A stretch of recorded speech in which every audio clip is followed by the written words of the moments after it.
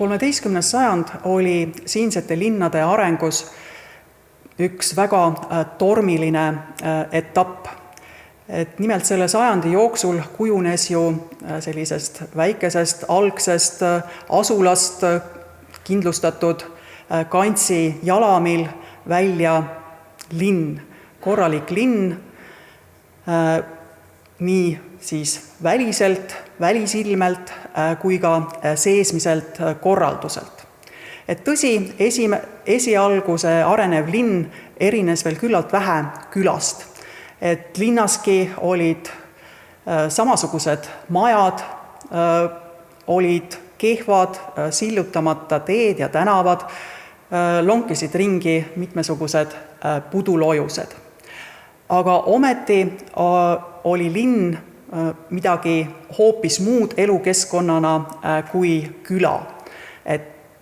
Linn tähendas erilist õigusruumi, linna kodanikud olid omavahel vandega seotud kogukonna liikmed.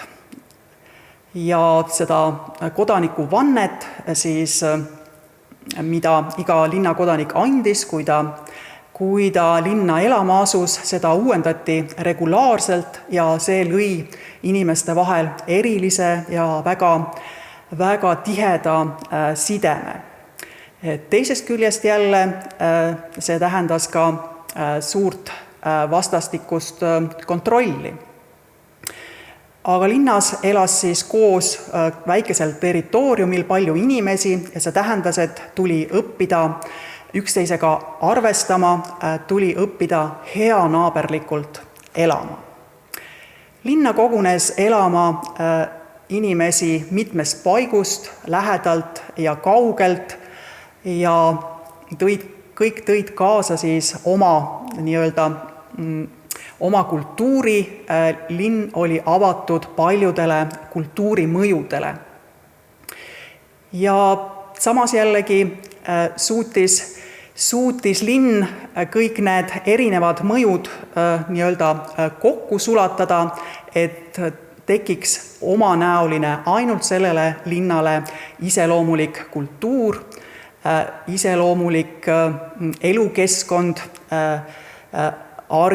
argielu. Ja seda, et inimesed tulid erinevatest piirkondadest, erinevat kultuuritaustaga, oli ka linna igapäevaelus või linnapildis väga selgelt näha, et võib-olla kõige silmatorkavamalt paistis see välja rõivastusest. Igapäeva elu ei ole see, mis väga kiiresti alluks muutustele, vaid ta säilib küllaltki pikka aega, ta säilitab oma traditsioonid. Aga siiski linnas arenev käsitöö näiteks kujundas välja kiiresti oma standardid, mille järgi toodeti, et see kehtis ühtviisi näiteks nii pagaritoodete kui ka kehakatete puhul.